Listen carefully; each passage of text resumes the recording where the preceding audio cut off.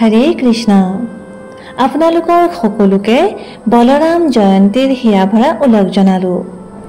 ভগৱান শংকৰখন অনন্তদেৱে যেতিয়া ভগৱান শ্ৰীকৃষ্ণৰ সৈতে এই ধৰাতলত প্ৰকট হয় তেতিয়া তেওঁক আমি শ্ৰী বলৰাম নামেৰে জানো। তেওঁৰ প্ৰাকট্য দিৱস অথবা আবিৰ্ভাৱ দিৱস হৈছে আজি, অৰ্থাৎ বলৰাম পূৰ্ণিমাৰ দিনত। তেন্তে আহক আজি আমি ভগৱান শ্ৰীকৃষ্ণৰ জ্যেষ্ঠ ভাতৃৰ ৰূপত প্ৰকট হোৱা শ্ৰী বলৰামৰ জন্মৰ কথা শ্ৰৱণ কৰোঁ। কংসই নিজৰ ক্ৰূৰতাৰ সমস্ত সীমা অতিক্ৰম কৰি পেলাইছিল। দৈৱকী তথা বসুদেৱক কাৰাগাৰত বন্ধ কৰি থোৱাৰ পিছতো চিন্তাই কিন্তু তেওঁৰ পিছ এৰা নাছিল। বাৰে বাৰে সেই আকাশবাণী তেওঁৰ কাণত গুঞ্জৰি আছিল, হে মূৰ্খ কংস, যি দৈৱকীক তুমি ৰথত লৈ গৈ আছা সেই দৈৱকীৰে অষ্টম সন্তান তোমাৰ কাল হ'ব। সেই আকাশবাণীটো এতিয়া শান্ত হৈ পৰিল, কিন্তু কংসৰ মন সেই ক্ষণৰ পৰাই অশান্ত হৈ পৰিছিল। আচলতে মৃত্যুৰ ভয় কাৰ নাই বাৰু? আৰু এইজনটো অসুৰ মানসিকতাৰ কংস আছিল, যাৰ ভৌতিক ইচ্ছা তথা আকাংক্ষাৰ কোনো অন্ত নাছিল। যদিওবা তেওঁৰ বসুদেৱৰ বচনত সম্পূৰ্ণ বিশ্বাস আছিল যে যেতিয়াই দৈৱকীয়ে কোনো সন্তানৰ জন্ম দিব তেতিয়া বসুদেৱে তৎক্ষণাৎ তাক কংসৰ হাতত গতাই দিব। কিন্তু যেতিয়া নাৰদ মুনিয়ে কংসক বুজালে যে অষ্টম সন্তানটো যিকোনোটোৱেই হ'ব পাৰে, প্ৰথম অথবা অষ্টম সেয়াৰ পাৰ্থক্য বুজি পোৱাটো কঠিন।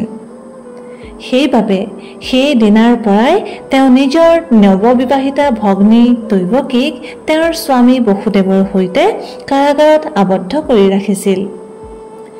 এবছৰৰ মূৰে মূৰে দৈৱকীয়ে এটাৰ পিছত এটাকৈ 6 পুত্ৰৰ জন্ম দিলে আৰু কংসই অতি নিৰ্মমভাৱে সেই 6 সন্তানৰ হত্যা কৰিলে, আৰু সেয়াও দৈৱকীৰ সন্মুখতে।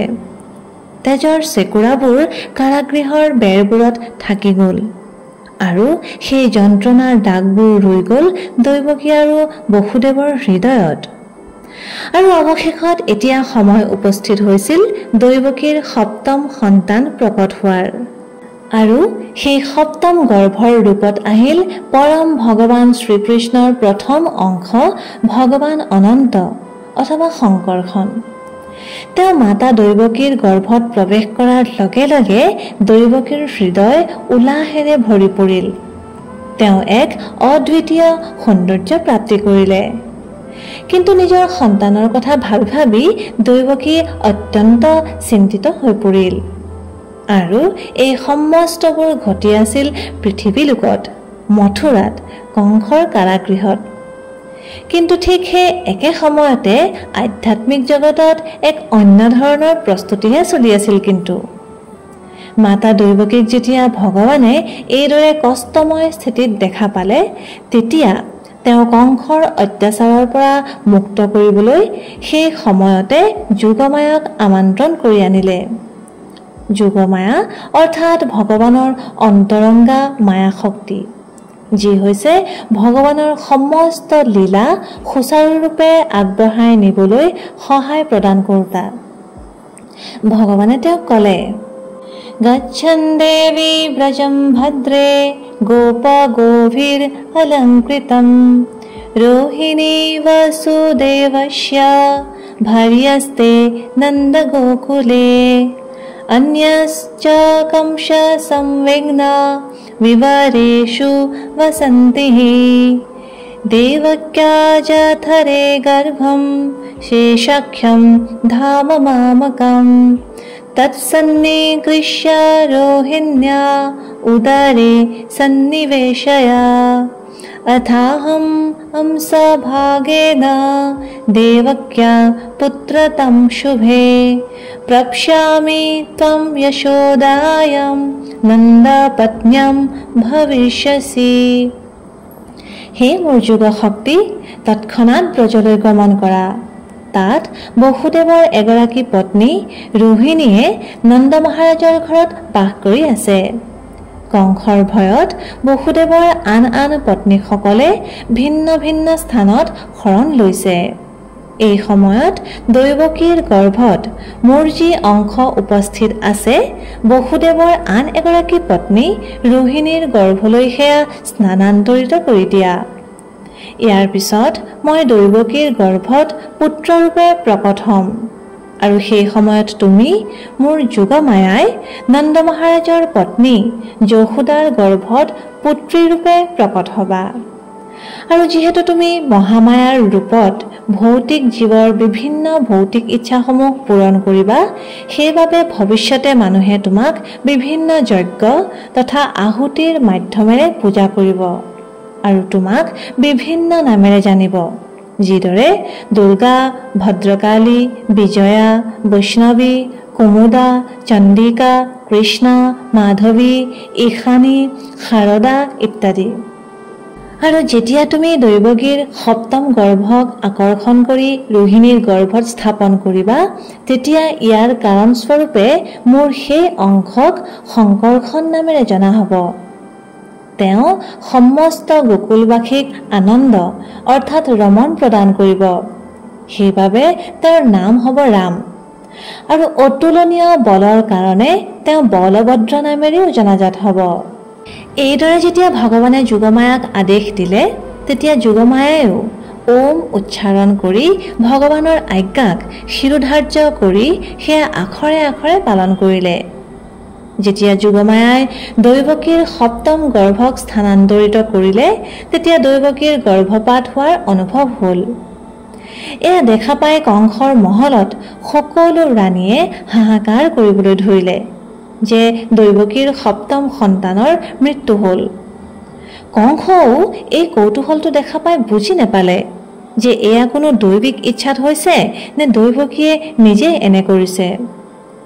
আনহাতে গোকুলত বসুদেৱৰ পত্নী ৰোহিণী সেই সময়ত 7 মাহৰ গৰ্ভৱতী আছিল, আৰু এদিন ৰাতি হঠাৎ তেওঁৰ অনুভৱ হ'ল যেন তেওঁৰ গৰ্ভপাত হ'ল।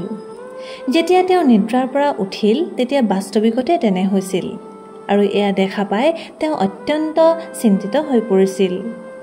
সেই সময়ত যোগমায়াই তেওঁৰ সন্মুখত প্ৰকট হৈ তেওঁক আশ্বাস প্ৰদান কৰি ক'লে যে বাস্তৱিকতে দৈৱকীৰ সপ্তম গৰ্ভক আপোনাৰ গৰ্ভলৈ স্থানান্তৰিত কৰা হৈছে, আৰু এই শিশু আপোনাৰ পতি বসুদেৱৰে অংশ।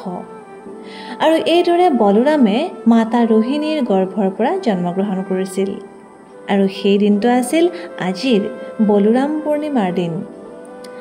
যেতিয়াই ভগৱান শ্ৰীকৃষ্ণই এই ধৰাতলত অৱতৰিত হয়, তেতিয়া তেওঁৰ সৈতে তেওঁৰ প্ৰথম অংশ বলোৰাম বিভিন্ন স্বৰূপত প্ৰকট হয়।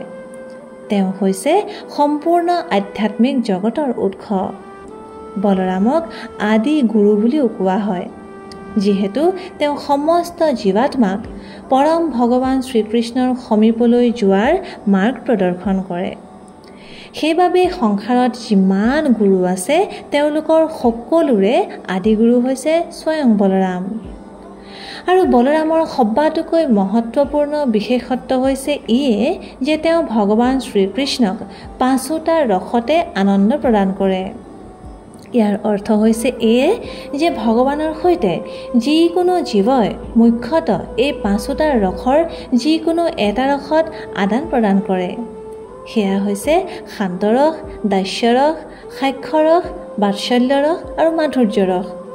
কিন্তু বলোৰামে এই 5টা ৰসতে ভগৱানৰ সেৱা কৰে। আমাৰ আচাৰ্য শ্ৰীল বিশ্বনাথ চক্ৰৱৰ্তী ঠাকুৰে কয় যে বাস্তৱিকতে মাতা দৈৱকী হৈছে ভক্তিৰ প্ৰতীক, আৰু কংস হৈছে ভয়ৰ প্ৰতীক। যেতিয়া ব্যক্তিৰ হৃদয়ত ভৌতিক বস্তুৰ সংগৰ প্ৰতি ভয় থাকে, তেতিয়াই ভক্তিৰ উদয় হয়। আমাৰ মন দৈৱকীৰ 6 সন্তান, যাৰ কংসৰ হাতত বধ হৈছিল, সেই তাৰ প্ৰতিনিধিত্ব কৰে। আৰু এই 6 সন্তান হৈছে কাম, ক্ৰোধ, লোভ, মোহ, মদ তথা মাৎসৰ্য অথবা দ্বেষ। যেতিয়া এজন ভক্তৰ মনৰ পৰা এই 6 শিশুৰ সংহাৰ হৈ পৰে, তেতিয়া সপ্তম গৰ্ভৰ ৰূপত আদি গুৰু বলোৰাম প্ৰকট হয়। তেওঁক হলধৰ বুলিও কোৱা হয়। যিহেতু তেওঁ নাঙল অথবা হাল ধাৰণ কৰি থাকে আৰু তেওঁ গুৰুৰ ৰূপত সেই ভক্তৰ হৃদয়ক নিজৰ হালখনেৰে অৰ্থাৎ নাঙলেৰে চহায় আৰু সেয়া শ্ৰীকৃষ্ণৰ প্ৰাকট্যৰ বাবে উপযুক্ত স্থান কৰি তোলে। আৰু তেতিয়া এইদৰে আমাৰ হৃদয়ত শ্ৰীকৃষ্ণ প্ৰকট হয়। এয়াই হৈছে বাস্তৱিক জন্মাষ্টমী। ইমান গভীৰ এই চিন্তন নহয়নে বাৰু?